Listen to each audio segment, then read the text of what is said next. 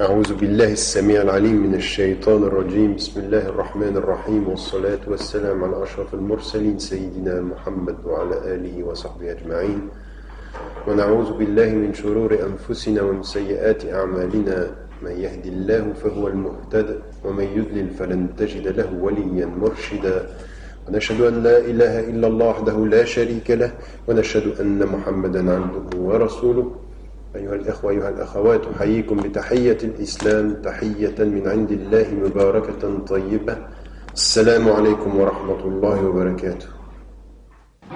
C'est une réflexion sur la vie de Malcolm X.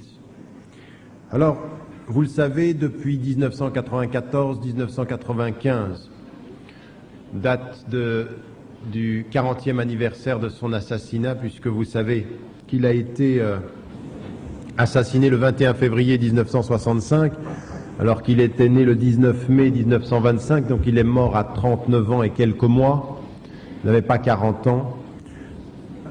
Malcolm X est devenu un symbole aux États-Unis de la révolte des ghettos, de la révolte des Noirs contre l'oppression raciste.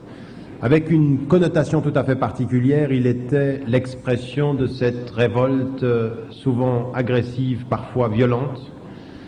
Et c'était l'autre image de la révolte des Noirs, une image assez négative finalement, par rapport à l'image que l'on a faite historiquement d'un être humain qui a marqué les consciences et qui a été le symbole que l'on a voulu montrer comme le seul qui puisse être celui que l'on ait à respecter, à savoir Martin Luther King, symbole de la non-violence et du respect de la lutte pour le droit des Noirs et contre le racisme.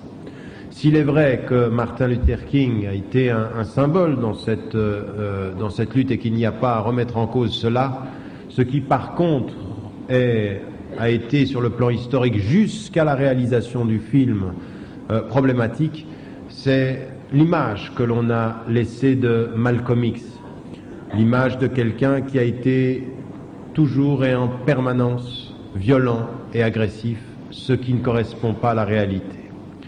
En 1995, il y a eu le film de Spike Lee sur Malcolm X, qui est en fait un bon film. Sur beaucoup de plans, c'est un film qui est fidèle à la réalité. Mais c'est un film qui, sur un plan fondamental, pêche par omission. En particulier sur la dernière partie de la vie de Malcolm X, de 1963 à 1965. Ces 2 dernières années où Malcolm X s'est totalement transformé. Et c'est cette transformation que lui a compris comme étant la cause de son assassinat, et non pas ce qu'il a été pendant les 12 années qui ont précédé. Cela n'apparaît pas clairement dans le film, cela n'est pas montré, parce qu'on a voulu répondre au symbole de ce Malcolm X auquel se sont identifiés des jeunes de beaucoup de banlieues et de beaucoup de cités noires américaines, avec, vous le savez, pendant des émeutes et pendant des confrontations avec la police, la manifestation de cette appartenance sous forme de t-shirt, sous forme de casquette sur lesquelles il y avait un X étant le symbole de Malcolm X et de cette référence-là. Donc on en a fait une espèce de symbole d'un type de position par rapport à la société.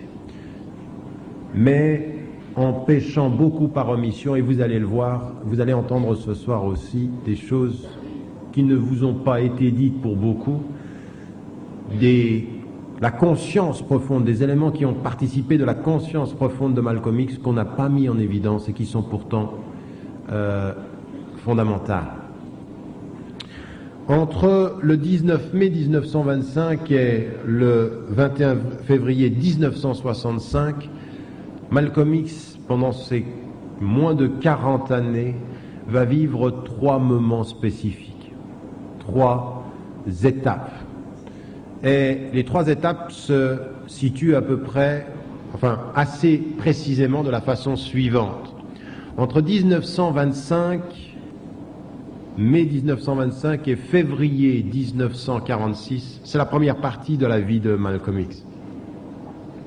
La première partie de la vie de Malcolm X avec sa jeunesse et avec ce qui va l'emmener en février 1946, alors qu'il n'a pas 21 ans encore, en prison. En prison, il est condamné à une peine de 10 ans. Il n'en fera finalement que 7. Il sortira de prison en 1952. Mais la deuxième partie de la vie de Malcolm X court entre 1946 et 1963. En 1963, deux événements majeurs vont totalement transformer l'homme. Et finalement, nous entrons dans la troisième partie. Elle est courte, mais fondamentale. De 1963 à 1965, Malcolm X vit la troisième étape de son existence jusqu'à son assassinat, comme je vous l'ai dit, le 21 février 1965. Ces trois parties, nous allons les étudier les unes après les autres, mais auparavant, je me permets de dire un mot sur les sources. Une des sources sur laquelle je me suis appuyé, et vous allez voir au courant de l'histoire que je vous raconte, je vais citer à des moments donnés l'autobiographie de Malcolm X, qui est un entretien qu'il a donné à un journaliste, Alex Haley, quelques mois avant de mourir, traduit maintenant en français, et qui est effectivement une réflexion que Malcolm X fait sur sa vie et les intuitions profondes qu'il a sur ce qu'il a été et ce qu'on a fait de lui. Il y a également les speeches de Malcolm X qui sont maintenant écrits en français, quelques-uns en français, mais un grand nombre en anglais. Et il y a aussi, et nous en avons nous-mêmes en Suisse, des cassettes où il s'exprime. Et il y a des vidéos qui ont été faites à partir de quelques éléments, mais surtout des cassettes audio où il s'exprime clairement dans les 12 ans qui vont être ceux de son essentiellement ceux de son engagement dans The Nation of Islam, la nation de l'islam, sur laquelle nous reviendrons. Et puis il y a aussi une chose qui fait que, en fait, en étant très jeune, à Genève, j'avais entendu parler de cet homme qui avait ébranlé l'Amérique avant toutes ces histoires de films, avant toute cette commémoration de ses 40 ans après sa mort, par mon père, rahimahullah. Parce que quand Malcolm X, en 1963, fait le pèlerinage et revient en Afrique pour aller aux États-Unis, il s'arrête à Genève. Et il aura des discussions longues et profondes, j'y reviendrai tout à l'heure, sur la réalité de l'islam. On lui avait dit, passe à Genève et vois cet homme. Il y était allé, il y avait eu des discussions, puis une relation très profonde s'était établie. Et mon père, qui s'occupait à ce moment-là du centre islamique de Genève, et en particulier d'un journal qui s'appelait Le Muslimoun, lui avait envoyé 10 questions. Il voulait qu'il réponde à 10 questions. Et ces 10 questions, la feuille sur laquelle répond Malcolm X est retrouvée le 21 février 1965 sur sa machine à écrire par son épouse. Il était en train d'y répondre la veille de son assassinat. Il répond à ces questions et c'est sur ce document qui a été ensuite publié dans le Muslimoun, parce que la femme de Malcolm X retrouvera sur la machine à écrire de son mari qui vient d'être tué cette feuille, elle la prendra, la mettra dans une enveloppe et l'enverra à Genève. Ce sera publié dans le Muslimoun en anglais et en français, et c'est dans ce texte-là qu'il dit « Ils vont me tuer parce que maintenant j'ai compris ce que c'était que le véritable islam. I know now what is the true Islam. Et je sais qu'ils vont m'éliminer. » Il avait cette conscience que c'était terminé. Et il enverra, lui il ne l'enverra pas, mais son épouse Betty Shabazz enverra ce document-là et qui sera publié. Et c'est une somme d'informations qui nous est venue comme ceci de différentes sources. Et j'aimerais avec vous faire ce parcours et vous allez voir qu'il y a énormément de choses qui sont d'un grand enseignement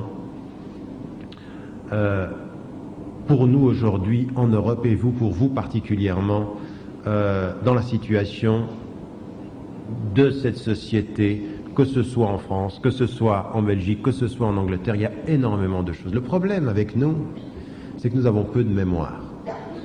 Parce que nous n'étudions pas ce qui s'est passé par ailleurs. Et les choses se répètent et nous, c'est comme si elles étaient nouvelles. Ayant peu étudié l'histoire, nous vivons les choses comme si c'était la première fois et vous allez voir, vous allez entendre Malcolm X se dire des choses qui sont totalement connues pour nous, vécues par nous aujourd'hui et qu'il faut aussi apprendre à analyser pour pouvoir les dépasser, les gérer. En 1964, il est en face d'un homme et il est en train de lui donner son dernier entretien avec une conscience tout à fait claire que c'est bientôt terminé pour lui. Et il écrit à ce moment-là, et il dit à ce moment-là au journaliste qui l'interpelle ceci. Écoutez bien, parce que il y a un certain nombre d'éléments qui sont très très importants, même dans l'utilisation, parce que pour certains c'était tout à fait étonnant, comment on fait un film sur Malcolm X, pourquoi autant de bruit autour de lui, pourquoi tout à coup ce symbole de la résistance violente, et que des Noirs ont porté comme ceci avec des X partout, sur les t-shirts, sur les casquettes, récupération, comme on a pu parfois récupérer des cultures ou récupérer des musiques, on récupérait un symbole. Regardez ce qu'il dit, il n'est pas mort encore, c'est à quelques mois de son assassinat. Je me réveille tous les matins, sachant que j'ai gagné un jour de plus. Je vis comme un mort en sursis. Aussi voudrais-je vous demander un service. Il dit ceci à Alex Haley, qui est le journaliste qui le questionne. Quand je serai mort pour de bon, je le dis parce que je sais, I know it, que je le saurai quand ce livre paraîtra. Et c'est vrai, le livre paraît, Malcolm X est déjà assassiné. Je le dis parce que je sais que je le serai donc mort quand ce livre paraîtra. Quand je serai mort pour de bon, lisez bien les journaux. La presse blanche identifiera Malcolm X à la haine, vous verrez. L'homme blanc se servira de moi mort comme il s'est servi de moi vivant. J'incarne à ses yeux la haine, incarnation commode, car elle lui permet de nier la vérité, de nier que je n'ai fait que tendre à l'homme blanc son propre miroir, afin de lui montrer les crimes abominables de sa race contre ma race. Malcolm X est à quelques mois, et il dit, vous verrez, on va m'utiliser, mort comme je le fus vivant, parce qu'il a l'intuition que même vivant il a été utilisé, vous allez voir comment. Mais il sait aussi que la capacité de cette société à utiliser les symboles, même ceux qu'elle diabolise, elle les utilise. Elle utilise le symbole à son avantage. Et Malcolm X sait que cela se passera. Et quand on voit ce qui s'est passé dans les années 1995, même avec un bon film, même avec la participation de l'épouse de Malik Shabazz, rahimahallah, puisqu'elle est décédée aujourd'hui, et bien même avec sa participation, eh bien il y a une espèce de récupération.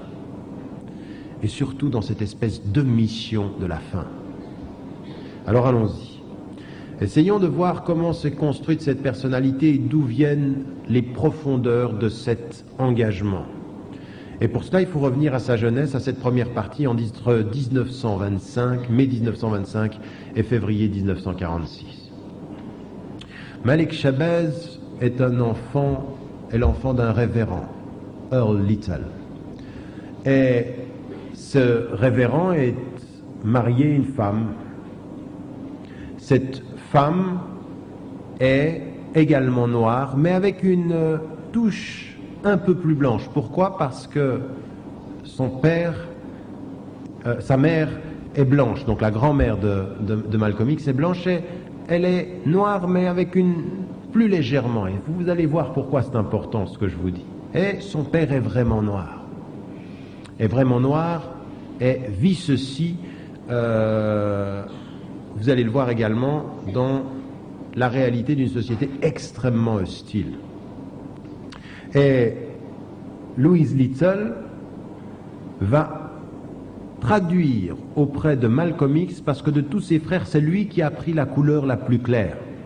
Elle va être plus dure avec lui, pour lui faire comprendre dans quelle société il vit, et qu'il ne pense pas que cette couleur plus légère, qui faisait quand on était moins dur parfois dans l'environnement, ne soit pas considérée par lui comme quelque chose qui soit un avantage. Mais elle l'a poussé à comprendre, dans sa dureté, dit-il, le fait qu'il était noir et qu'il participait d'une communauté noire.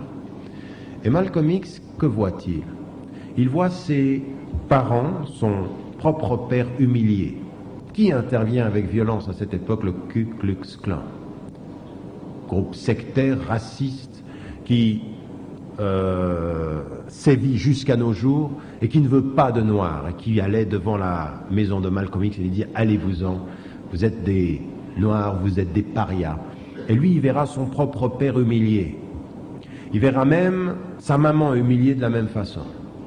Et ce sentiment de l'humiliation des parents dans un univers hostile va rester très très ancré chez lui. Très ancré, et il va développer intellectuellement et affectivement un rejet de cette société. Un rejet de cette société ne veut pas dire encore qu'il ait la conscience d'être noir, qu'il ait la conscience d'être qui il est. Il sait qu'on lui montre qui il n'est pas. Et il sait qu'il est rejeté par cette société. Et cela va être très très profond chez lui. Il sent qu'on humilie ses parents. Et il va y avoir des problèmes dans sa famille et des tensions entre son père et sa mère dans un milieu très très hostile. Et Malcolm X, dans des circonstances troubles et extrêmement difficiles, perd son père. Il a 6 ans. Il a 6 ans et il se retrouve orphelin de père. Et puis il va vivre avec sa maman. Et sa maman, elle se trouve dans une situation extrêmement fragile, seule avec beaucoup d'enfants. La situation va s'aggraver et va s'ajouter à la réalité de l'exclusion par la couleur, la réalité de l'exclusion par la fragilité sociale et économique, la paupérisation, le fait de devenir de plus en plus pauvre pour eux.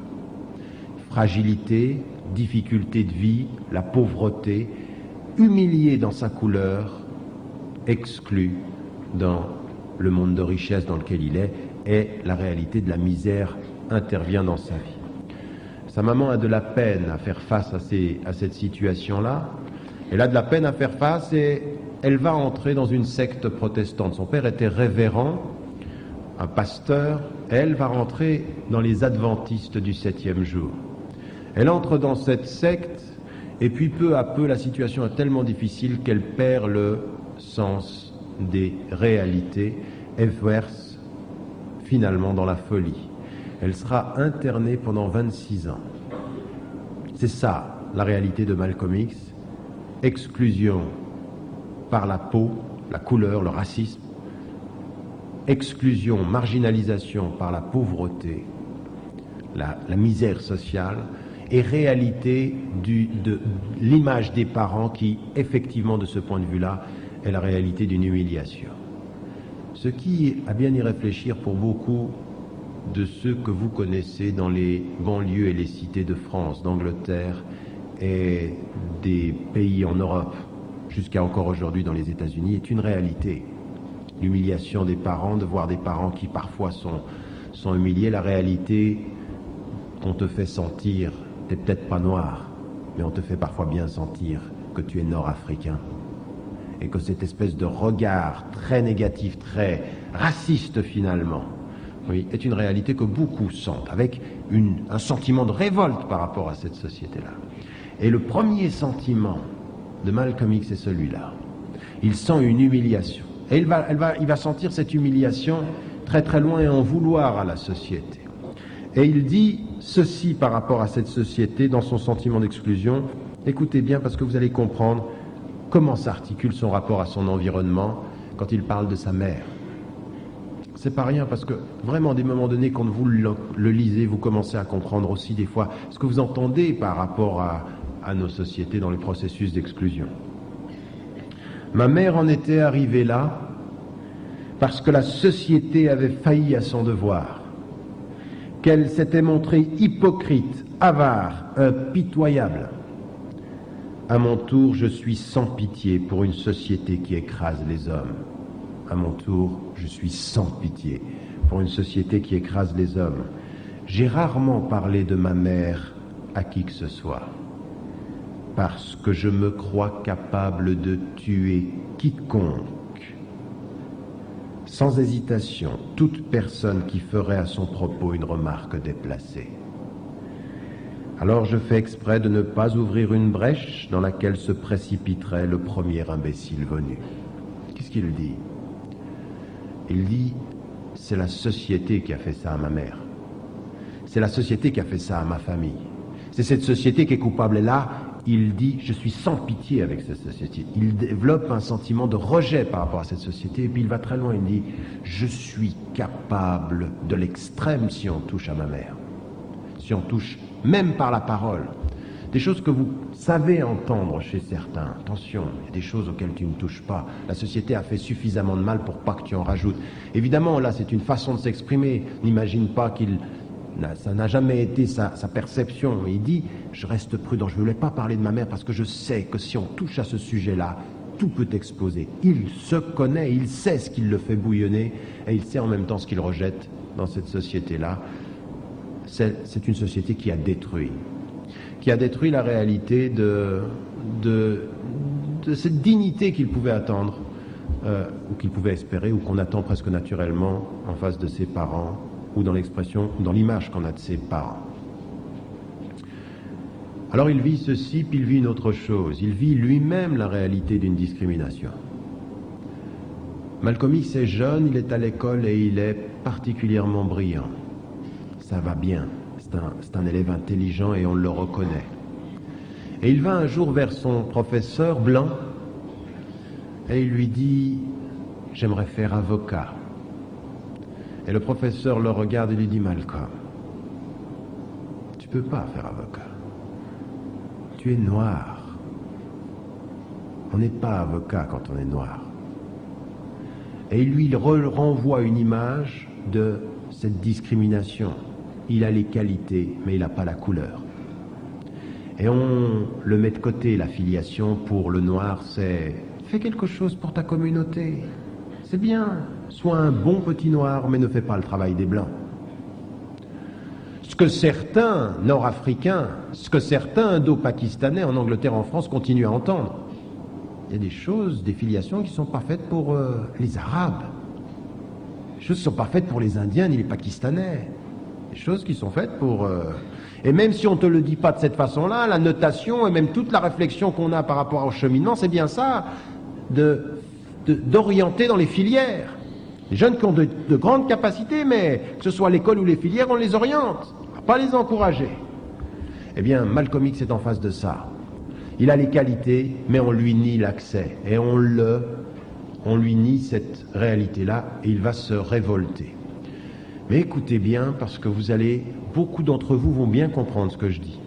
Vous allez le comprendre si vous êtes en contact avec la base, si vous êtes en contact avec justement ces milieux marginaux, marginalisés, avec nos cités, avec nos ghettos parfois, avec ces banlieues que nous avons ici en France ou partout en Europe. Mais on va même le comprendre pour soi-même. Chacun d'entre nous va sentir, même si c'est à un degré moindre que ce que dit Malcolm X, quelque chose que chacun d'entre nous peut ressentir quand il vit dans cette société-là.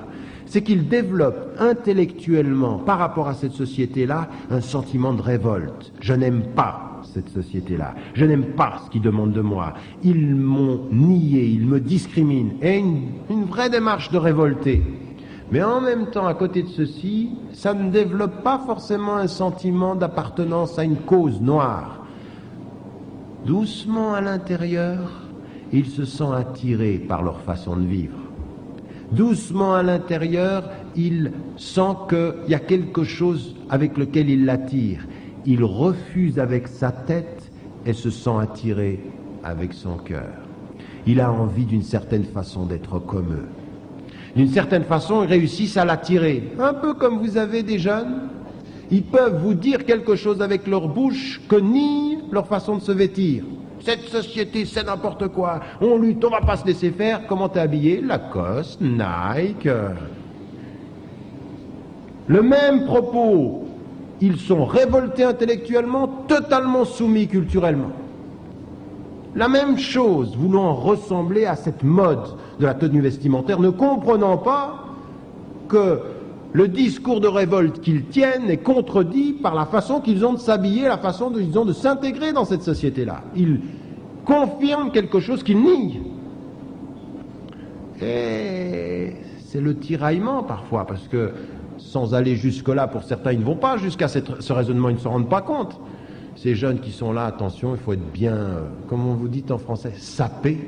Oui. Il faut Lacoste, il faut Nike, il faut, enfin, tous ces noms là, moi, il n'y a que Nike que je connais, et Lacoste, mais il y en a plein d'autres, je le sais. Et d'un côté, et puis toute cette façon de s'habiller, puis vraiment cette espèce de colonisation par le culturel, même s'il y a une révolte par l'intellectuel, espèce de contradiction que certains d'entre vous, jusque dans cette salle, vivent, n'est-ce pas? Mais enfin, passons. Allons jusqu'au bout de ce qu'il dit lui-même. Il n'a pas encore la conscience de ce que ça veut dire que cette révolte par rapport à cette société-là. Et il dit une chose qu'il ressent comme étant déjà une contradiction, et il dit ceci. Mon attitude, alors, avec ce sentiment d'être attiré, d'avoir envie de ressembler aux autres, était celle des Noirs qui encore aujourd'hui se laissent dire par les Blancs, encore que ça les gêne tout au fond d'eux-mêmes, qu'ils font beaucoup de progrès. C'est bien, tu seras un bon petit Noir, bientôt tu seras un peu blanc. Hein? Ou comme on peut vous dire à vous, c'est bien, tu es un Nord-Africain, bientôt tu seras français. Bientôt tu vas y arriver. Bientôt tu vas t'intégrer, tu vas perdre cette particularité. Et lui dit, cette rengaine, ils l'ont tellement entendu, on leur en a tellement farci le cerveau qu'ils finissent par y croire. Il dit, j'étais dans cette espèce d'attirance comme ça. J'avais intégré ce qu'on me dit. Donc révolte par la tête, mais en même temps aliénation par le cœur, par l'attirance, par une espèce de force d'attraction comme ceci de cette société-là, et il le sent bien. À un point qu'il commence à prendre de la poudre, et il commence à se faire un peu plus blanc. Qu'il prend des produits et il se lisse les cheveux. Parce qu'il faut que ce soit des cheveux pas crépus, pas comme nous là, des cheveux blancs, de blanc. Et il commence à s'habiller comme eux, parce qu'il faut avoir un look blanc. Et en même temps, ça ne le gêne pas d'avoir un discours, et lui, il est dans la même perspective que ceux qu'on voit, jusque dans nos banlieues, cette espèce de même contradiction, d'explosion, d'intégration apparente et de désintégration profonde. Mal. Et regardez ce qu'il nous dit quand il repense à cette époque, sur la réalité de cette conscience. Regardez. Ce que je pouvais être ridicule. J'admirais dans la glace un noir avec des cheveux blancs, entre guillemets. Hein, il se les lisse. T'es joli. T'es un peu blanc. Je me jurais de n'avoir plus jamais les cheveux crépus. Et effectivement, je les ai défrisés régulièrement pendant de longues années. Je venais de faire mon premier pas vers la dégradation de soi. J'avais rejoint cette multitude d'hommes et de femmes noirs qui, en Amérique, à force de bourrage de crâne, finissent par croire que les noirs sont inférieurs, entre guillemets, et les blancs supérieurs, entre guillemets. À tel point qu'ils n'hésitent pas à mutiler et à profaner les corps que Dieu leur a donnés pour essayer d'avoir l'air chouette selon les critères des blancs. Être chouette, du style être comme eux. Et il dit, qu'est-ce que je pouvais être ridicule. J'essayais de me faire blanc.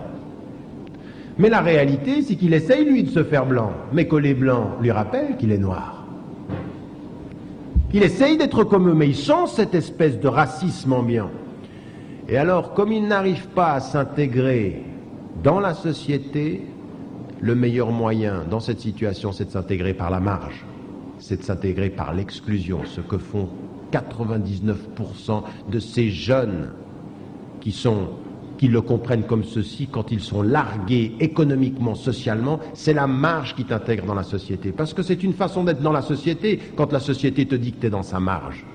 C'est une façon de s'intégrer, c'est là où tu vas trouver des alliés, qui soient blancs, qui soient noirs, qui soient... C'est dans cette espèce de rejet de la société, c'est une façon de s'intégrer.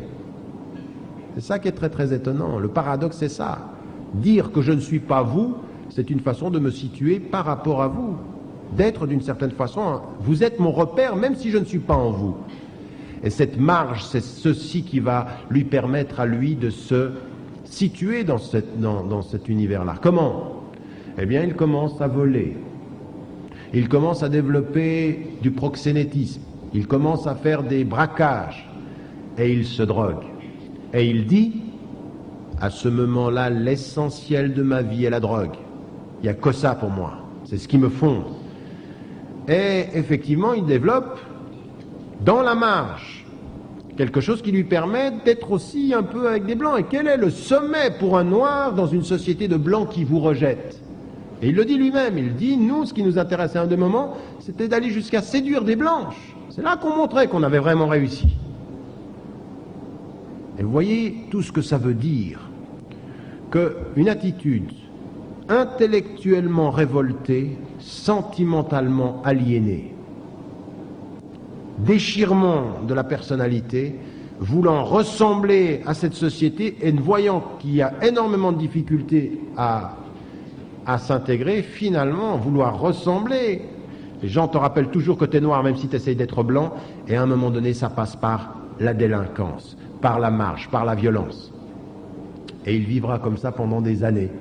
Il vivra comme ça pendant des années jusqu'au moment où, effectivement, il y a un braquage qui termine mal.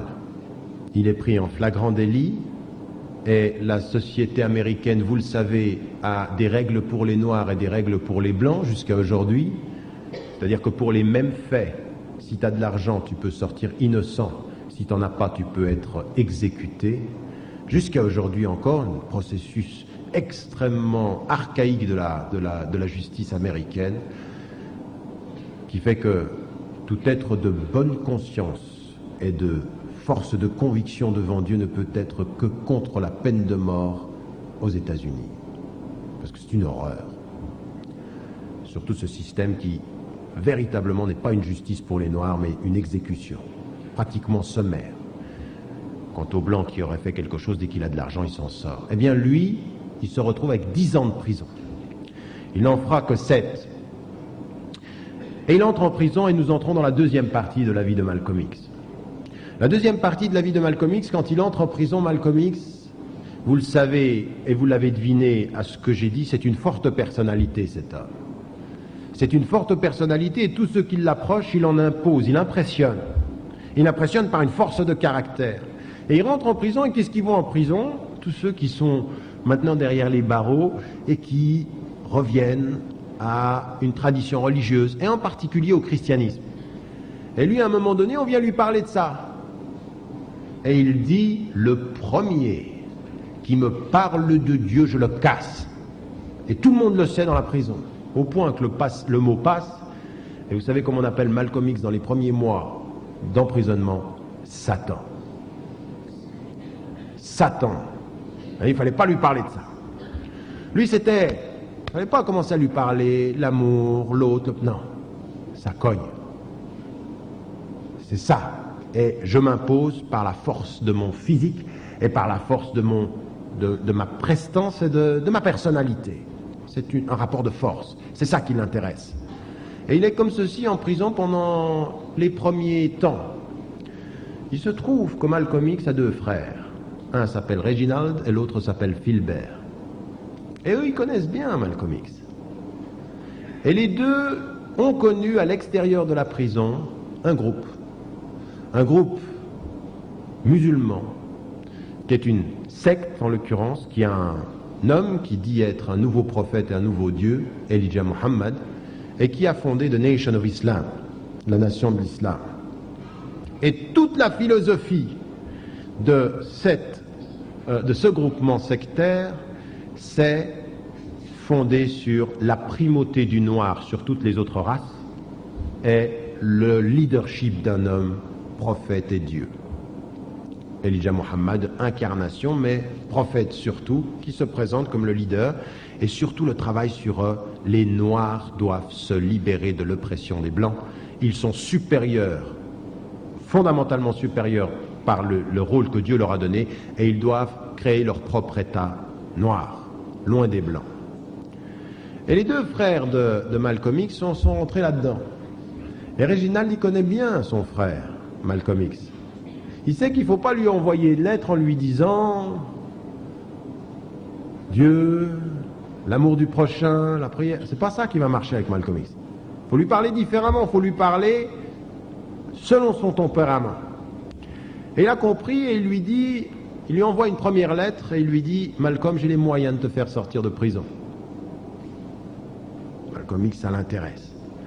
Puis il lui envoie, il lui dit à partir de maintenant, il faut que tu cesses de manger du porc et de fumer. Là, il ne comprend pas bien. Bon, il lui parle. Mais ça l'intrigue, il dit peut-être qu'il a une combine. Et il dit je vais peut-être. Et il commence à. Et toute la prison sait, Malcolm ne mange plus de porc et ne fume plus. Et il lui envoie une lettre et il lui le touche exactement où Malcolm X a mal. Tout ce qu'on a dit tout à l'heure, la confrontation avec l'univers, il est en révolte. C'est un homme révolté par rapport à la discrimination et c'est une forte personnalité. Et il sait exactement où toucher son frère. Il sait comment il faut lui parler et c'est par une lettre en particulier. Puis ensuite, son frère va lui envoyer une autre lettre. Mais ils vont travailler au corps et intelligemment leur frère. Et il lui envoie une lettre où il lui dit la chose suivante. Vous allez tout de suite comprendre comment il réussit à le toucher. Il lui dit « Tu ne sais pas qui tu es. Tu ne sais même pas, parce que le blanc s'est bien gardé de te le dire, que tu appartiens à une civilisation très ancienne, riche en or et en roi. Tu ne connais même pas ton vrai nom de famille. Tu ne reconnaîtrais pas ta propre langue si tu l'entendais parler. L'homme blanc t'a aliéné. Depuis le jour où le diable blanc t'a assassiné, violé, arraché à la terre natale, dans la personne de tes ancêtres, tu as été sa victime. » Il lui envoie une lettre et il le touche exactement. Il lui dit, en fait, t'es aliéné, t'es un noir. Malcolm, tu es noir. Et celui qui est ton ennemi, c'est le blanc. Et tu dois te révolter contre le blanc. Et c'est comme ceci que tu trouveras la liberté. Ça touche tout de suite Malcolm X. Pourquoi ?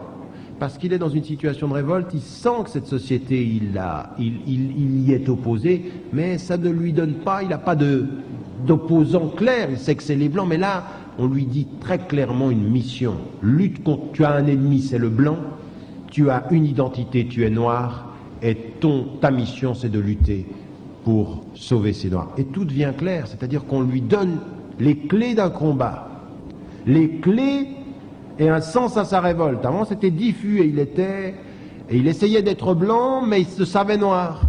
Là, on lui dit assume, et tu sais même pas ton nom. D'ailleurs, ça va tellement être profond chez Malcolm X ceci, vous savez, qu'il s'appelait Malcolm Little. Et lui, il a dit non. Little, ça c'est vous, les blancs, qui m'avez appelé Little. Moi, mon nom, je le sais pas. Et en mathématiques, ce qu'on ne sait pas, l'inconnu s'appelle X. À partir de maintenant, je m'appelle Malcolm X. Avant d'entrer en prison, il s'appelle Malcolm Little. Quand il sort de prison, c'est Malcolm X. Je suis celui qui ne sait pas d'où il vient parce que le blanc m'a volé ma propre identité. Et première détermination. Et son frère Philbert lui envoie une autre lettre et il le travaille jusqu'au moment où Malcolm X va entrer dans The Nation of Islam. Mais il y a une chose qui est très très importante que j'aimerais que vous entendiez. Au moment où quelque chose, il a le sens de la mission, Malcolm X va changer. Et il va changer sur un plan fondamental. Il va changer du tout au tout. Avant, c'était la personnalité, forte personnalité qui en imposait par sa personne. Et à un moment donné, quand il reçoit ces lettres et qu'il est en dialogue avec ses frères et jusqu'à Elijah Muhammad, eh bien, il s'engage dans une formation incroyable. Allah subhanahu wa ta'ala a mis sur sa route un frère pour qu'il vienne proche de Dieu. Mal encore. Mais il y a une chose qui est très très importante. C'est que par l'aide d'Allah subhanahu wa ta'ala, il s'approche et avec, en plus de cette aide, une volonté incroyable, il se forme. Malcolm X en prison disparaît complètement cette personne qui en impose par la seule prestance et il passe tous ces moments de récréation, toute une partie de ses nuits à lire. Il prend tous les livres et tous ceux qui étaient avec lui en prison disaient que c'était plus le même. Il allait à la bibliothèque, demandait qu'on lui envoie des livres. Il lit, il se forme. Et il se forme comme un fou. C'est-à-dire véritablement, il sent qu'il a une mission, il sent que son intelligence... Alors, ce qu'on lui avait nié à l'école, on lui dit « Mais t'es noir, t'as pas besoin de savoir, tu seras jamais avocat. » Tout à coup, en prison, il dit « Je n'ai jamais été aussi libre qu'en prison parce que je pouvais avoir accès au savoir. » Et ça me paraît très très important parce que cet homme qui rentre en prison avec quelques années d'études en ressort, et tous ceux qui ont entendu Malcolm X après sa sortie de prison ont dit cet homme réunissait entre 10 000 et 15 000 personnes et quand vous l'entendiez, vous étiez victime d'un tremblement de terre. Il prenait son assemblée, il la faisait trembler. Et ça, par l'aide de Dieu, c'était son propre travail aussi. Dieu lui a donné la conscience, mais lui, il a travaillé. Il a travaillé à aller chercher dans les livres, à se former. Et il dit même, je prenais le dictionnaire et je lisais le dictionnaire, j'apprenais les mots. Je me suis formé, mais comme un fou. Et toute sa vie, il passera à son éducation personnelle. C'est pas quelqu'un qui s'est perdu dans la seule notoriété. Il avait une volonté. Et ça me paraît très important de savoir combien ce moment-là en prison, où il prend les livres, où il se forme, a été déterminant. Et il dit ceci dans cet ouvrage, quand il dit la chose suivante. Je comprends maintenant que la lecture éveilla en moi le désir profond, latent, de vivre intellectuellement. Je n'aspirais à aucun diplôme, autodidacte.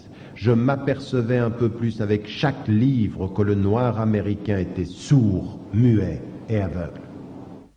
Tous mes quarts d'heure de liberté, je les remplis aujourd'hui encore par la lecture. Je lis tout ce qui me paraît être de nature à aider le noir, car le noir américain constitue un cas honteux d'oppression d'une minorité. Pourquoi s'imagine-t-il que son cas relève de la seule compétence des États-Unis, à cause de deux petits mots qui ne veulent rien dire, les droits civiques? Comment voulez-vous que le noir obtienne ses droits civiques s'il ne conquiert pas d'abord les droits de l'homme, s'il ne commence pas par reconnaître qu'il est partie intégrante d'un des plus grands peuples de la Terre? En d'autres termes, il comprend dans tout ce travail en prison de sa formation, et ça j'aimerais que vous l'entendiez bien parce que ça va être l'élément qui va complètement révolutionner son rapport. Il se forme. 1, il réagit. 2, il se forme. Quand il est en prison, il est en train d'emmagasiner tout le savoir de Nation of Islam qui fonde son principe sur l'islam, il y a un Dieu. 2, le peuple élu est le peuple noir, donc il y a l'idée d'un sectarisme raciste. Et dernier élément qui est important, c'est la figure de quelqu'un qui se présente comme une sorte de nouveau prophète qui s'appelle Elijah Muhammad. Elijah Muhammad qui est la figure du leader de ce mouvement-là et à qui on doit une obéissance absolument totale et la vénération. Malcolm X trouve dans cette articulation avec le Nation of Islam quelque chose qui est en train de penser ses plaies, c'est-à-dire de répondre à une sorte de vision qu'il a de lui qui est extrêmement négative. Et on s'aperçoit qu'au moment où il sort de prison, il va devenir, en l'espace de quelques années, la figure la plus populaire du mouvement. Véritablement quelqu'un qui, quand il intervient, il le dit d'ailleurs lui-même, quand il intervient dans un endroit, il y a 7 000, 10 000 personnes. C'est devenu la figure et en permanence, il insiste sur 3 choses. Toute sa construction par rapport à l'islam, elle est fondée sur 3 dimensions. La première des dimensions, c'est le leader, Elijah Muhammad. Et il le vénère. Et il dit d'ailleurs dans son ouvrage, vous savez, je l'adorais plus que ce qu'on dit quand on dit adorer un être humain. En d'autres termes, il y a cette idée du leader qu'il a mythifié, idéalisé. Et il n'arrête pas, chaque fois qu'il intervient, de dire Elijah Muhammad, prenez la photo, et de ce point de vue-là, instaurant un culte de la personnalité, mais qui est plus, et qui va même jusqu'à l'idolâtrie. En d'autres termes, cet être-là lui restitue sa dignité. Deuxième des dimensions, un discours extrêmement agressif par rapport à la société américaine. Nous sommes des Noirs, nous sommes des nègres, et nous revendiquons cette dimension de notre négritude. Et on a encore des cassettes de cela. Et quand vous entendez les cassettes et les propos, vous avez percevé de quelqu'un qui est d'une violence verbale incroyable. Vous n'êtes rien, vous n'êtes que des blancs, vous nous avez spoliés, nous allons reprendre le pouvoir. Le leader, la réaction et le rejet, un discours extrêmement agressif. Et la troisième des choses, c'est que sa pratique de l'islam, sans être liée à toutes les prescriptions fondamentales de l'islam qu'on appellerait orthodoxe, est extrêmement rigide. C'est une pratique extrêmement militarisée. Extrêmement rigide au sens où, effectivement, c'est pas simplement un code moral, c'est vraiment, il faut que tu sois très dur avec toi. Il faut que tu sois extrêmement exigeant avec toi. Donc, une réalité de ce point de vue-là, tout à fait particulière. Et là, quand on doit analyser ça pour nous aujourd'hui, on se dit, c'est quand même étonnant. Faites une petite analyse d'ordre psychologique sur l'évolution. Et vous allez vous apercevoir, effectivement, que c'est sa jeunesse qui le rend vulnérable sur ces trois plans. C'est effectivement son parcours. C'est que l'idée d'être perdu par rapport à ses références, d'être perdu par rapport à l'image que l'on a de soi, traduit très très rapidement la réalité dans les communautés de pouvoir idéaliser quelqu'un, voire de l'idolâtrer. La vulnérabilité de sa confiance et dans l'incompréhension qu'on peut avoir d'un vrai rapport avec Dieu vous pousse à idolâtrer. Et effectivement, il y a quelque chose qui est dû ici à un parcours qui est le sien et qu'il va lui-même reconnaître. Il va en faire quelqu'un qui est effectivement au-delà de toute erreur. Et c'est ça qui va provoquer la transformation également par la suite. La deuxième des choses, c'est le discours de rejet, le discours de crispation. Le discours de Malcolm X pendant des années, c'est un discours qui est fondé sur le conflit, la revendication, qui n'est pas un discours de construction, qui est un discours de rejet. Et cela aussi, vous vous en apercevez dans toute dynamique sociale. La minorité exclue, quand elle ne se construit pas au travers de projets qui sont effectivement d'affirmation positive, elle ne se conçoit dans sa construction que dans le rejet. Et c'est le retour du pendule. Vous avez été nié et le lendemain vous commencez à être agressif. Et vous apercevez de ceci, même aujourd'hui dans nos banlieues et de nos cités, un discours extrêmement agressif par rapport à l'Occident, extrêmement violent, qui croit être fort parce qu'il est agressif, mais qui dans son agressivité ne révèle que sa fragilité. Et c'est ce qu'il dit, lui. Il dit, je me suis aperçu qu'en pensant me désaliéner, je m'aliénais une seconde fois.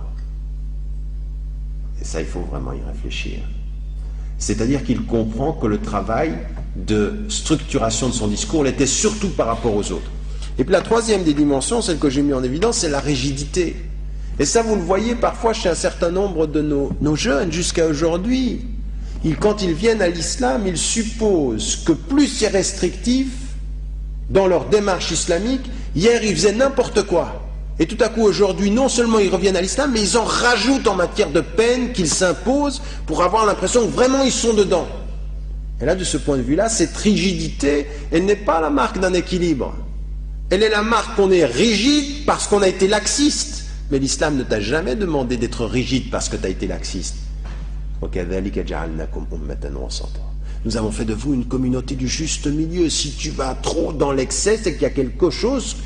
Tu ne deviens pas musulman parce que tu te reproches de ne pas l'avoir été. Mais si tu deviens comme ça rigide parce que tu as un reproche dans ce que tu as été, c'est que l'équilibre n'est pas atteint. Et il a cette attitude, et c'est ce sur quoi joue The Nation of Islam. Sois extrêmement dur avec toi, montre ta force dans cette rigidité-là, mais ce n'est pas du tout constructif, c'est conflictuel. L'attitude que tu as ne se construit que contre ce que tu rejettes. En d'autres termes, tu n'es pas musulman pour Dieu, tu es musulman contre eux, contre tous ceux qui ne sont pas toi. Et là, c'est vraiment le fait de jouer avec toutes les dimensions des frustrations, mais pas avec les dimensions de la construction intime et spirituelle.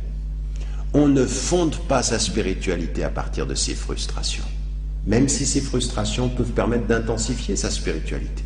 Et tout le discours de Nation of Islam jusqu'à maintenant, même si beaucoup de choses ont changé dans leur discours, mais qu'ils restent quand même liés à cette vision souvent raciste, eh bien il y a cette dimension de jouer, de surfer sur les inégalités, sur les frustrations, sur le malaise intérieur. Et ça nous pose une vraie question pour nous. Quelle construction de la personnalité musulmane propose-t-on à des jeunes qui disent toujours qu'ils sont musulmans, mais qui sont frustrés de leur identité par rapport à l'image qu'on en représente sur le plan médiatique? Est-ce qu'on va jouer sur une frustration et qui va provoquer une attitude de rejet, ou est-ce qu'on va être suffisamment conscient qu'il faut une éducation profonde pour construire quelque chose qui soit spirituellement équilibré? Ça ne veut pas dire que ce doit être socialement exclu ou socialement en rejet. C'est une question de fond que lui-même a vécue. Et dans cette attitude-là de conflit, trois événements, trois phénomènes par rapport à l'environnement sont tout à fait étonnants. Écoutez bien, parce que vous allez vous dire, c'est incroyable. Incroyable comment l'histoire se répète. Nous sommes en 1900, entre 1952 et 1963, c'est-à-dire ces 11 ans, le mouvement prend une force incroyable. Malcolm X, quand il intervient à Boston, quand il intervient à Harlem, quand il traverse, il dit, il m'arrivait dans la même semaine parfois de traverser 3 fois les États-Unis. 3 fois. Donc il n'a cessé. C'est un mouvement qui commence à prendre de l'ampleur et le discours est extrêmement agressif, revendicatif, révolutionnaire, sans compromis, rigide sur ses principes, et puis avec véritablement une dimension de... Et puis, ce qui est vrai, tous ceux qui ont assisté aux conférences de Malcolm X, une dimension extrêmement captivante de son discours. Un être qui, comme le dit un de ceux qui l'a accompagné, prenait le cœur au début de son intervention et ne vous le rendait qu'à la fin.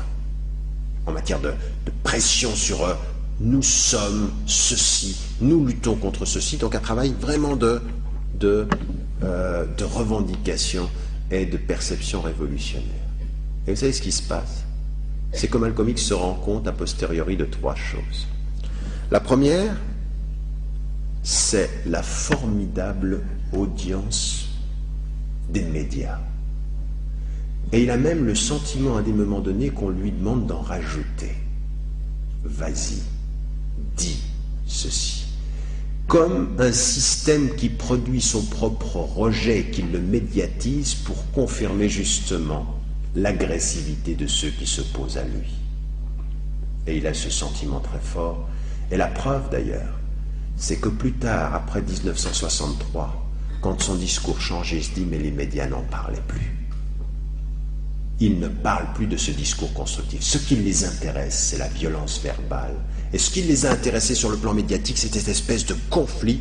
Et chaque fois, on commence à l'inviter à toutes les émissions. Il fallait qu'il vienne. On l'interpelle parce qu'on avait envie d'avoir la parole de ce noir qui s'énerve, de ce noir qui rejette, de ce noir qui critique.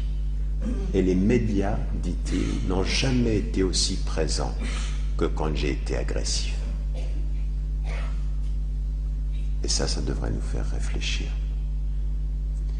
Le processus d'une société qui produit parfois ses propres positions radicales et qui en use au niveau médiatique, ça ne date pas de 1990, 1950, 1963, il a cette intuition.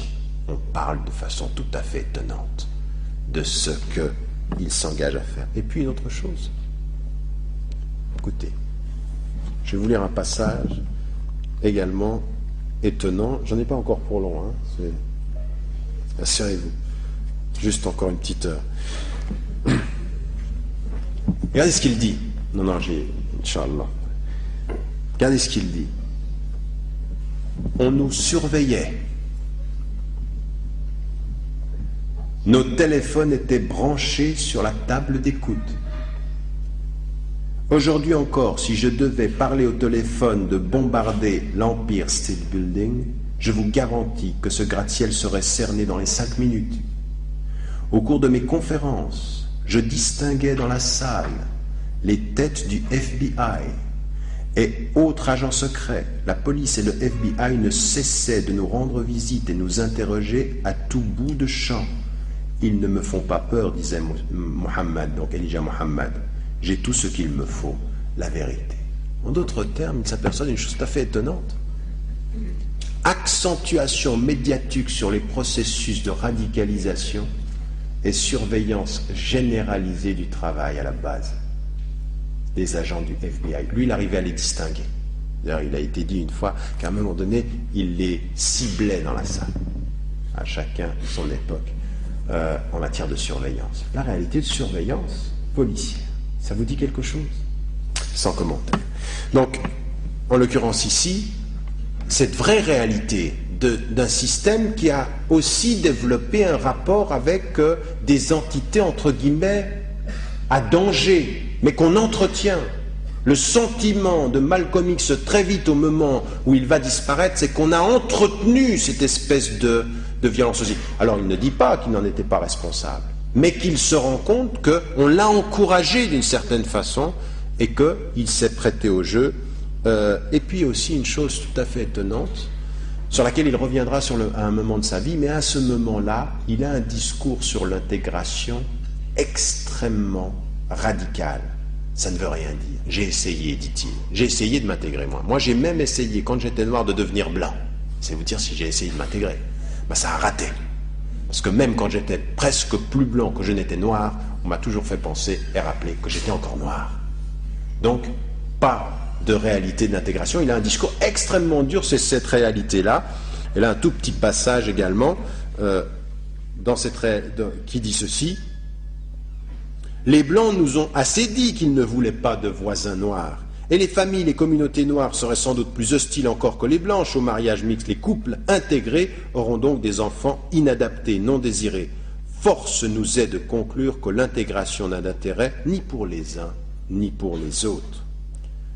Et puis, il continue sur la réalité de l'intégration. Il est tout à fait suspicieux quant à cette idée d'intégrer, et il dit c'est pas vrai. Vous nous dites que vous voulez nous intégrer, mais c'est pas vrai. Chaque fois vous nous faites rappeler qu'on est des noirs. Alors là, entendez, dans les références de l'époque, c'est blanc et noir.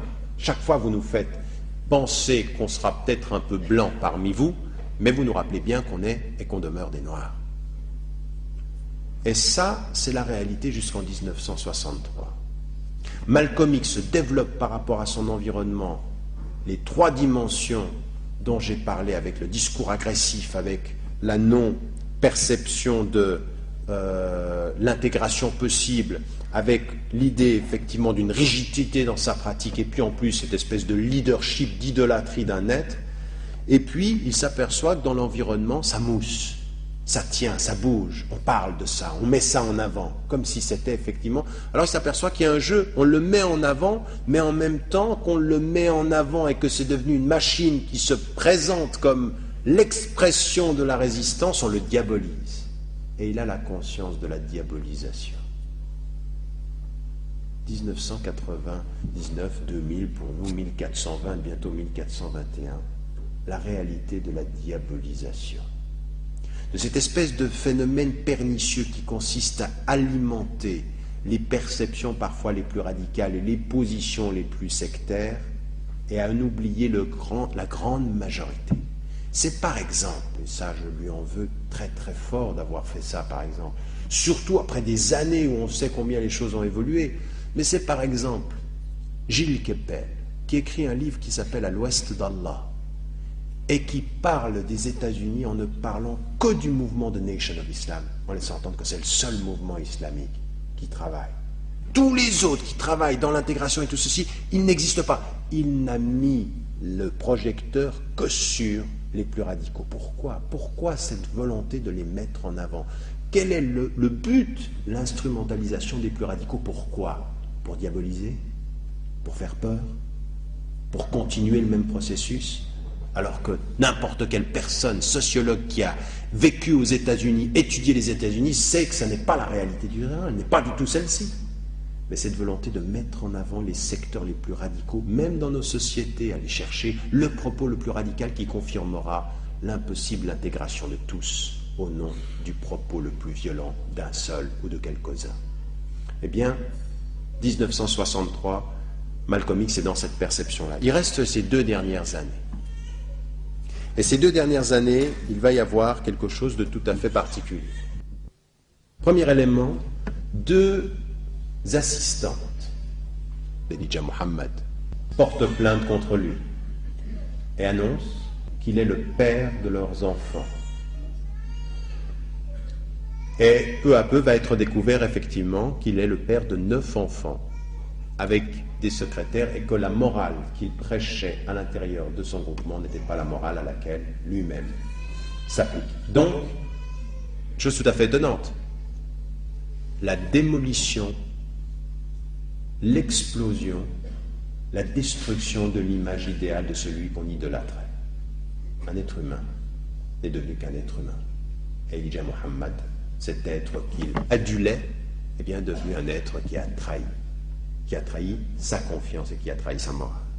Premier élément. Deuxième élément, le 22 novembre 1963, alors que Malcolm X a effectivement à ce moment-là une renommée quasi internationale, et en particulier aux États-Unis, il se passe, vous le savez, ce mois-là, la mort de Kennedy. Et il s'aperçoit à ce moment-là, on avait imposé le silence à tout le monde.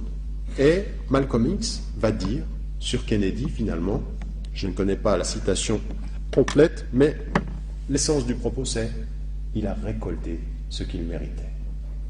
Alors que vous savez qu'effectivement, dans la communauté aux États-Unis, ça a été un choc.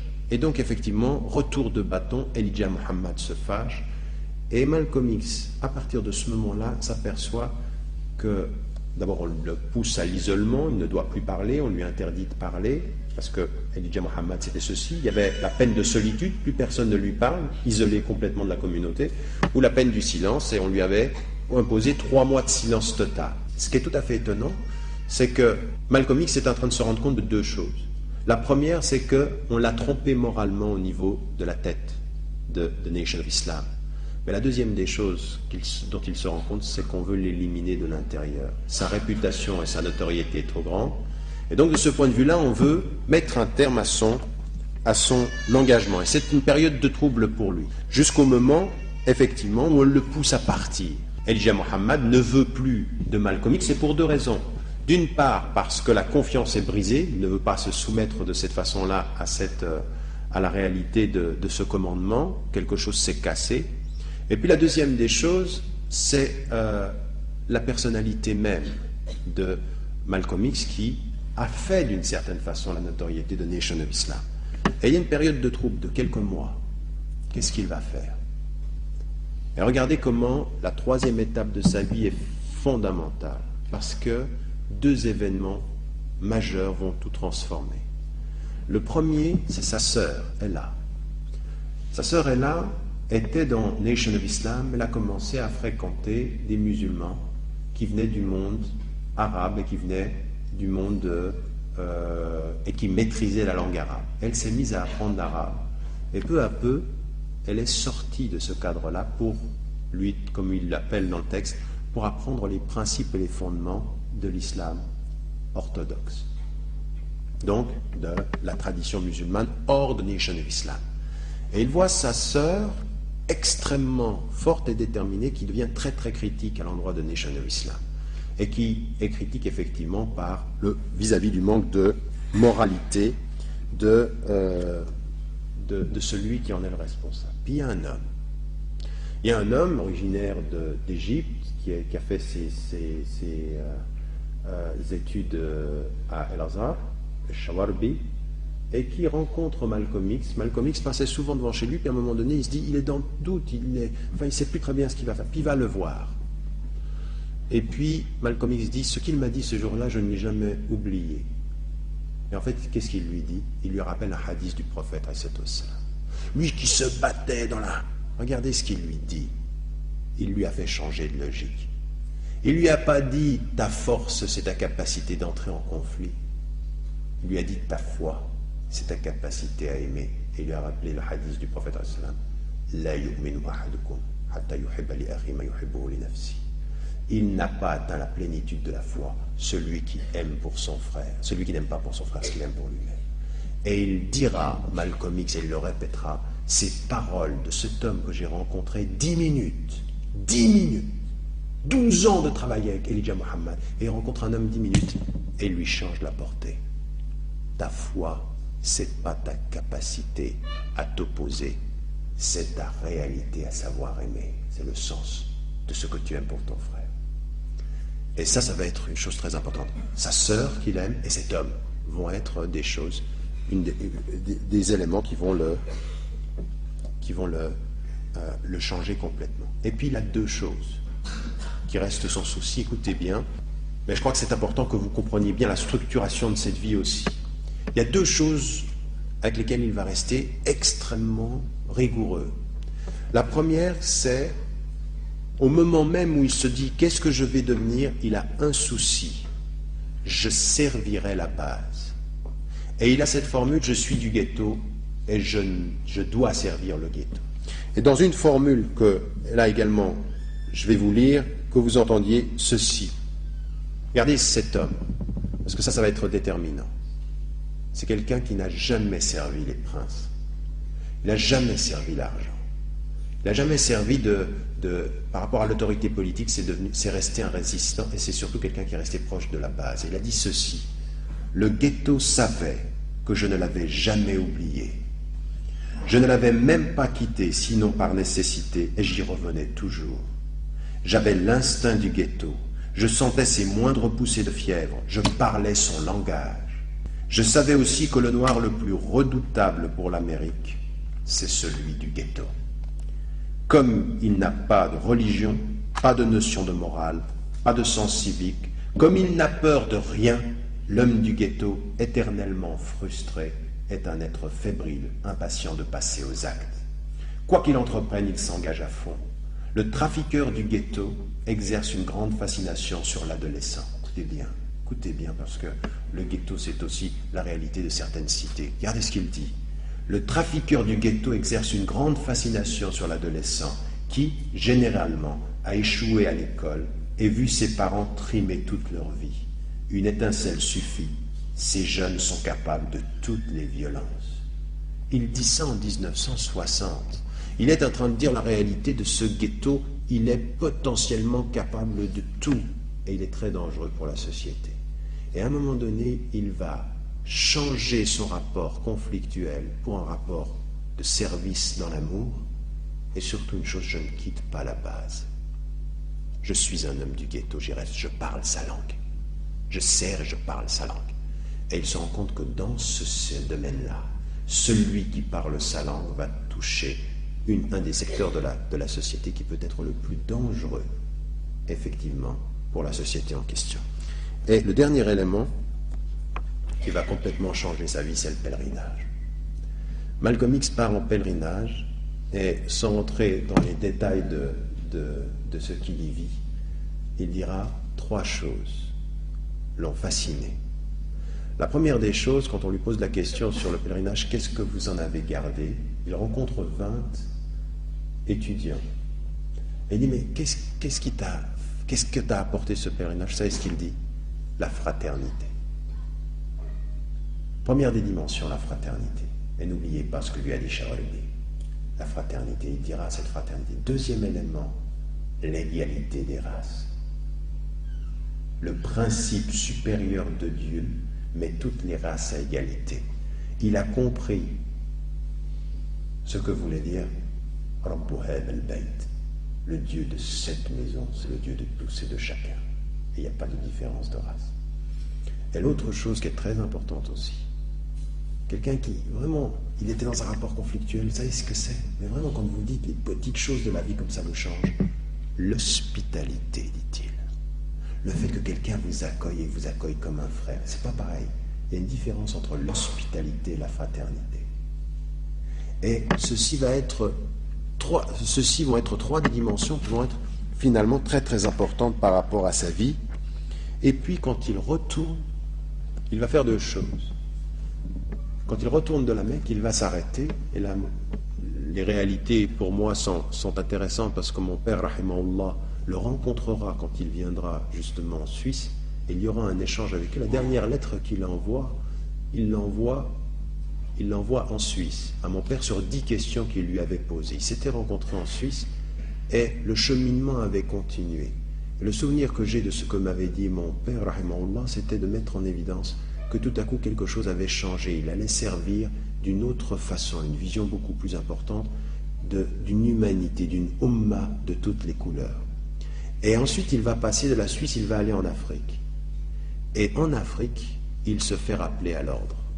Il intervient au Ghana et quelqu'un vient vers lui à la fin, un groupe d'étudiants, quelqu'un en particulier dit « Nous, on n'aime pas qu'on nous appelle les Noirs. Nous, on est des Afro-Américains, des Africains ou des Afro-Américains, mais pas des Noirs ni des Nègres. » Il lui a changé le vocabulaire. Il lui a donné une réalité plutôt qu'une réaction. Un nègre, c'est quelqu'un qui se définit par quelqu'un qui l'appelle nègre. Mais quand tu dis qu'on est des Afro-Américains ou des Africains, tu dis la réalité de notre source. En d'autres termes, définis-toi par ce que tu es, non pas par ce qu'on a fait de toi. Et pas un nègre. Et tant que tu dis nègre, c'est que tu n'as pas acquis le fait qu'on pense que tu es un nègre quand on est blanc. Donc les mots que tu emploies disent la mentalité que tu as.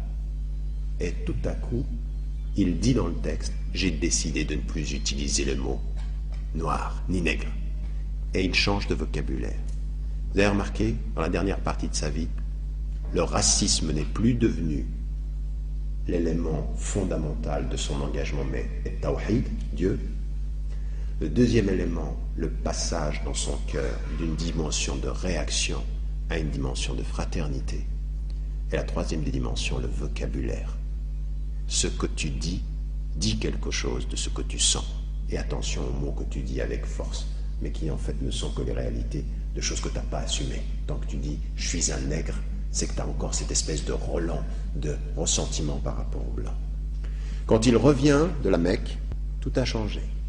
Il revient et il apprend que Elijah Muhammad, pendant son absence, n'a cessé de s'en prendre à lui, voire même qu'on a dit qu'il y avait une cache d'armes et qu'il voulait commencer des actions violentes. Il a la conscience qu'on est en train de tramer contre lui. Il a la conscience également qu'Elijah Muhammad est effectivement en relation avec le FBI, les mouvements les plus radicaux en relation avec les services de sécurité. Les mouvements les plus radicaux en relation avec les services de sécurité. Si quelqu'un a l'honnêteté de faire l'analyse jusqu'au bout de ce qui peut se passer parfois en Europe, de ce qui est laissé faire par des mouvements extrêmement radicaux, par exemple en Angleterre, au vu et au su de Scotland Yard, de ce qui est fait parfois également avec des services de sécurité jusqu'en Algérie, on se dit, attention, il se pourrait qu'il y ait une instrumentalisation des plus radicaux, même quand ils sont sincères. Et c'est exactement ce qui se passe. Il apprend deux choses. La première, effectivement, c'est qu'il y a un lien entre les deux, et qu'on parle de cache d'armes, et que, effectivement, il commence à devenir dangereux. Dans la dernière lettre qu'il écrit à mon père, il dit: ils savent que j'ai découvert le véritable islam, the true islam, et ils vont me tuer. Il dit ils vont me tuer. C'était la lettre qui allait sur sa machine à écrire le moment où Betty Shabazz est venue prendre ce qu'il était en train d'écrire la nuit, la veille de son assassinat.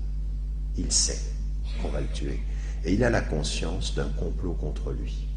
Mais juste avant cela, juste avant cet assassinat-là, quelque chose de vraiment très important pendant les quelques mois qui vont le séparer de la mort sont à étudier, et on en dira un mot et on s'arrête là. La première des choses, c'est effectivement une triple réalité. Malcolm X revient, s'appelle désormais Malik Shabazz.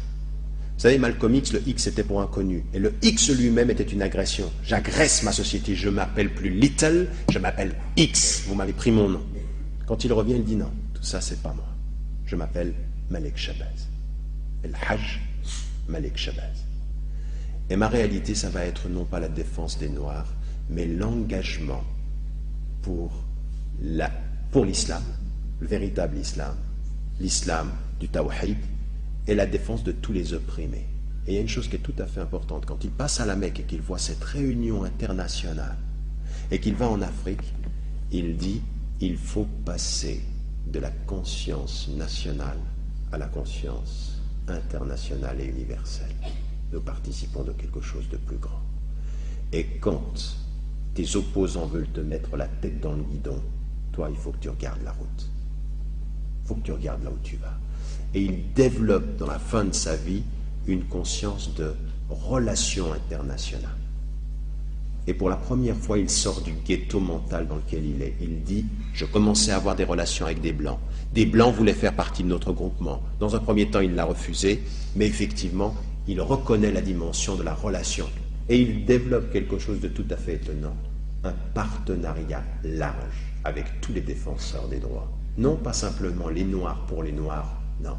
Pour la première fois, il développe effectivement la relation avec les chrétiens engagés, avec les Africains, avec Cuba, avec tous ceux qui sont porteurs de résistance à un ordre d'oppression. Il développe l'idée de l'international des opprimés, mais pas dans la violence, dans la résistance. Ça ne veut pas dire qu'il n'admettait pas, et à cette époque-là on l'admettait, même dans les mouvements de gauche, une résistance armée à une exploitation, à une colonisation. Le discours qu'on nous tient maintenant sur la non-violence tous azimuts, dans sa noblesse, ne doit pas nous faire oublier la réalité des discours qu'on tenait dans les années 60 dans les milieux de gauche. Et lui, il est dans cette position-là, au nom de l'islam. Et les trois dimensions de sa transformation sont la réalité de sa pratique. Il dit, j'ai appris à la Mecque. Et en revenant au Tawhid, j'ai appris la réalité d'une pratique qui était une pratique spirituelle, une pratique profonde, une pratique réelle de sa religion. Ça, c'est le domaine intérieur, le cœur. Le domaine intellectuel, je suis passé de la préoccupation nationale à la préoccupation internationale et universelle, et je suis passé du service des Noirs au service de l'humanité. Et il a une intuition. Il revient de la Mecque, et les médias viennent lui mettre certains médias viennent lui mettre le micro sous la bouche, et ils attendent de lui qu'il s'énerve, qu'il crie. Et rien de tout ça. Rien de tout ça. Il parlera avec calme. Et quand il parle avec calme, regardez ce qu'il dit, c'est intéressant pour se rendre compte de la conscience qu'il a du jeu que l'on mène.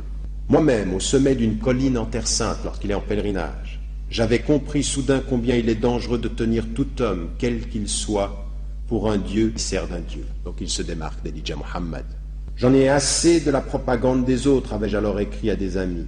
Je suis pour la vérité. Regardez ce qu'il dit. Je suis pour la vérité, quel que soit l'homme qui l'a dit. Je suis pour la justice, quels que soient ses défenseurs et ses détracteurs. Je suis avant et par-dessus tout un être humain. Et à ce titre, je suis pour ce qui est bon pour l'humanité dans son ensemble, dit-il en italique. Regardez ce qu'il dit juste après avoir... C'est ça, Malcolm X, la fin de sa vie. C'est les 2 dernières années, un changement radical, une vision totalement nouvelle de son engagement. La plupart des journaux américains passèrent sous silence ces déclarations par lesquelles j'essayais de trouver une nouvelle voie pour les Noirs.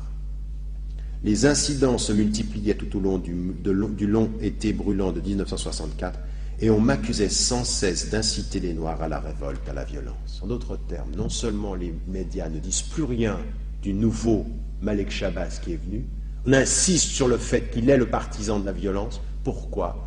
Pour justifier, quelques mois plus tard, par l'intermédiaire de quelque chose qu'on a monté, un conflit interne avec the Nation of Islam, où il sera exécuté de 19 balles par des gens qui effectivement interviennent au moment où il prend la parole. Vous savez ce que l'on a su? C'est que le garde du corps, un des amis de Malek Shabazz, qui a accompagné cet homme pendant 10 ans, qui a été son confident, son propre garde du corps était un indique du FBI. Pendant les 10 dernières années, il a été accompagné dans son cheminement affectif et intellectuel et spirituel par quelqu'un qui était un indicateur, qui était quelqu'un qui prenait des renseignements. Et tous ces déplacements étaient effectivement liés à la surveillance et il mourra en février 1965 de ces 19 balles Et il dit la chose suivante. Vous verrez, dans le meilleur des cas, on me collera, alors il part toujours de ce qu'on dira après sa mort. Vous verrez, dans le meilleur des cas, on me collera l'étiquette de noir irresponsable. Les leaders noirs responsables étant précisément ceux qui n'obtiennent jamais de résultats. Moi j'en ai obtenu quelques-uns. Depuis que je suis devenu un leader, entre guillemets, en quelque sorte des noirs américains, chaque nouvelle offensive, chaque nouvelle contre-attaque de l'homme blanc m'a rassuré. Plus il m'attaquait, plus j'étais sûr d'être sur la bonne voie et d'œuvrer dans l'intérêt des noirs en défendant ses positions. Le raciste blanc me certifiait que je ferais à l'homme noir quelque chose de valable. Oui, j'ai chéri mon rôle de démagogue, entre guillemets. Je sais que bien des sociétés assassinent les hommes qui les ont aidés à muer. Si je meurs en ayant apporté la plus petite lumière, la plus petite parcelle de vérité, si je meurs en ayant pu contribuer à détruire le cancer raciste qui ronge la chair américaine, alors tout le mérite en revient à Allah. Ne m'imputez que les erreurs. Sur les dernières paroles qu'il dit à celui qui fera son autobiographie et qui mourra sur ces mots-là, mais permettez-moi simplement de vous rappeler une chose. Une enfance frustrée, le regard de parents perdus, la réalité d'un retour à des références qui vont être des références réactives, d'un discours radicalisé et d'une attitude de rejet, pour ensuite passer à une attitude un peu plus mûre, celle qu'il vivra par l'intermédiaire, regardez, 2 personnes qu'il rencontre et un voyage qui est, et quel voyage, qui est le voyage du pèlerinage. Et cet homme ressort changé, et il comprend une chose. La référence musulmane est une référence pour soi, elle n'est pas une référence contre les gens. Que la véritable parole de l'islam n'est pas une parole de rejet, est une parole d'union et de service de l'humanité. Et que la dernière des dimensions fondamentales qu'il faut pouvoir développer, c'est effectivement un rapport de vision globale, même s'il y a un engagement local dans le travail que l'on fait. Ne pas se tromper sur les enjeux. Mais en même temps, j'aimerais vous dire une chose qu'il ne faut jamais qu'on oublie. Il est allé jusqu'au bout, il savait qu'il allait mourir. Mais une chose qui est quand même très très très importante dans tout ça, il était extrêmement exigeant avec lui-même. Extrêmement exigeant avec lui-même. Très rigoureux dans sa façon de se comporter avec les gens. Mais surtout une chose, il a changé de disposition par rapport à Dieu et par rapport aux gens. Mais à aucun moment il n'a démissionné. Et la vie de Malcolm X, c'est quand même une chose de très importante. Il a refusé à la fin de sa vie le rejet, l'exclusion, la violence verbale.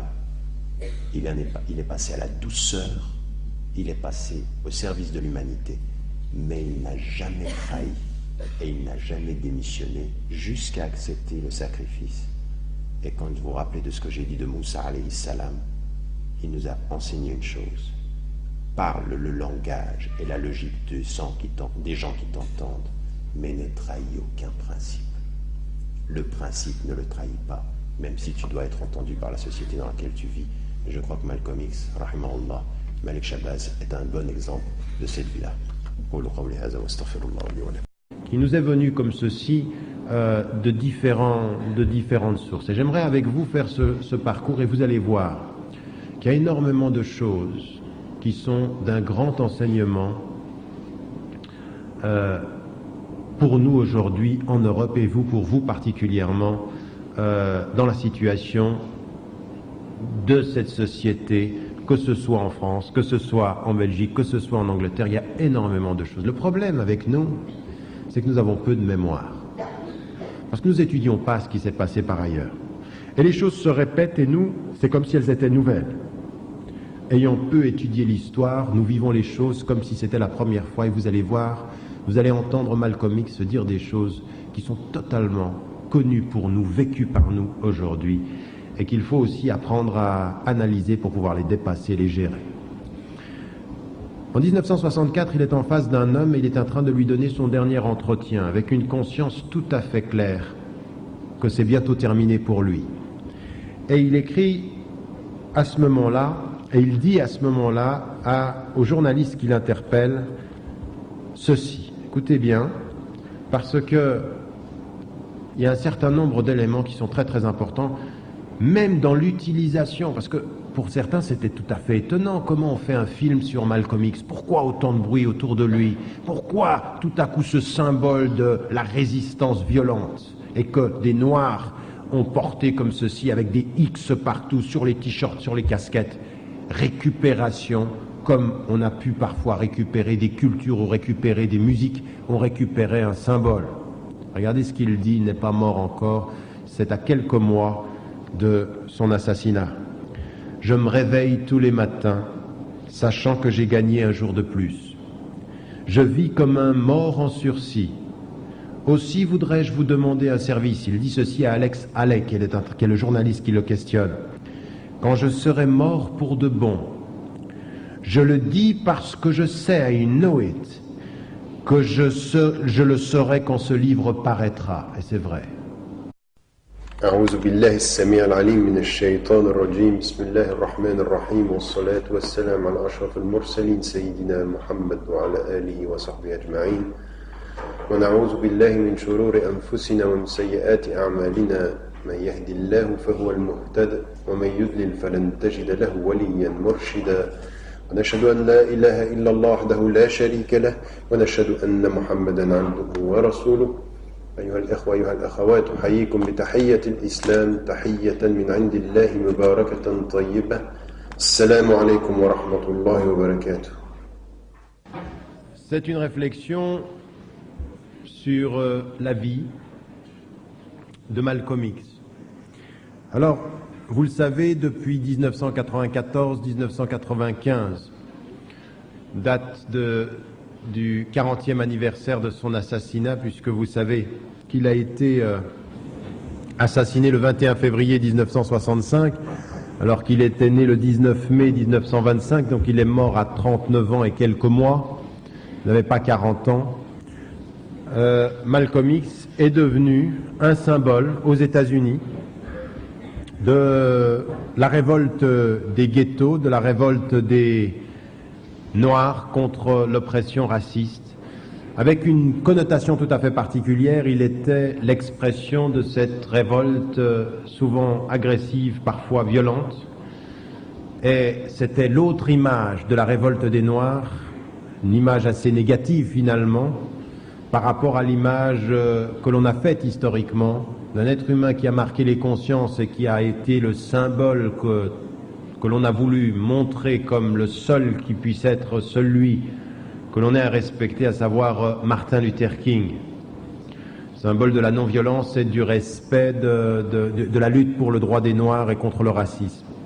S'il est vrai que Martin Luther King a été un symbole dans cette lutte et qu'il n'y a pas à remettre en cause cela, ce qui par contre a été sur le plan historique jusqu'à la réalisation du film problématique, 3 moments spécifiques, 3 étapes.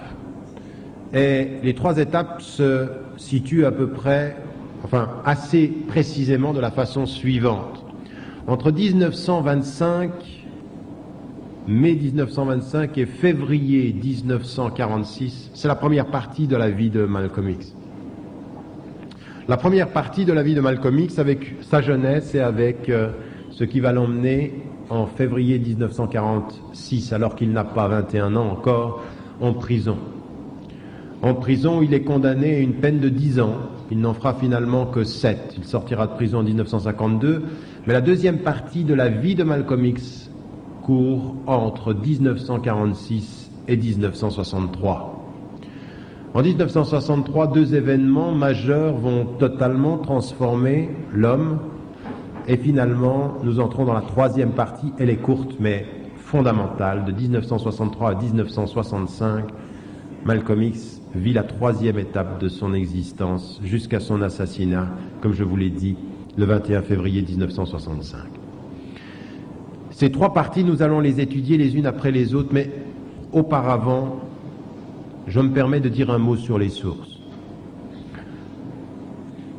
Une des sources sur laquelle je me suis appuyé, et vous allez voir au courant de l'histoire que je vous raconte, je vais citer à des moments donnés l'autobiographie de Malcolm X, qui est un entretien qu'il a donné à un journaliste, Alex Haley, quelques mois avant de mourir, traduit maintenant en français, et qui est effectivement une réflexion que Malcolm X fait sur sa vie et les intuitions profondes qu'il a sur ce qu'il a été et ce qu'on a fait de lui. Il y a également les speeches de Malcolm X qui sont maintenant écrits en français, quelques-uns en français, mais un grand nombre en anglais. Et il y a aussi, et nous en avons nous-mêmes en Suisse, des cassettes où il s'exprime. Et il y a des vidéos qui ont été faites à partir de quelques éléments, mais surtout des cassettes audio où il s'exprime clairement dans les 12 ans qui vont être ceux de son, essentiellement ceux de son engagement dans The Nation of Islam, la nation de l'islam, sur laquelle nous reviendrons. Et puis il y a aussi une chose qui fait que, en fait, en étant très jeune, à Genève, j'avais entendu parler de cet homme qui avait ébranlé l'Amérique avant toutes ces histoires de films, avant toute cette commémoration de ses 40 ans après sa mort, par mon père, rahimahullah. Parce que quand Malcolm X, en 1963, fait le pèlerinage et revient en Afrique pour aller aux États-Unis, il s'arrête à Genève. Et il aura des discussions longues et profondes, j'y reviendrai tout à l'heure, sur la réalité de l'islam. On lui avait dit, passe à Genève et vois cet homme.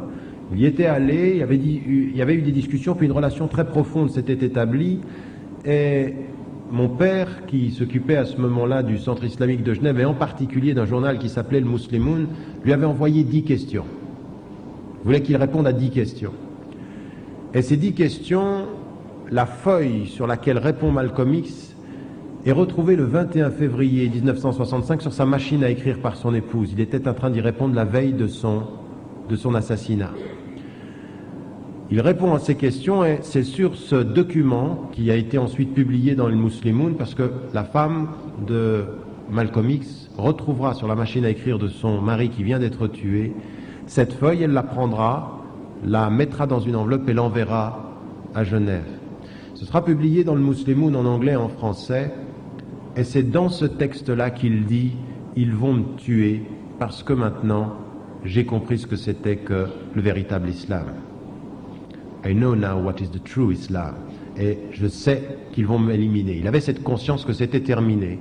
Et il enverra, lui il ne l'enverra pas, mais son épouse Betty Shabazz enverra ce document-là et qui sera publié. Et c'est une somme d'informations.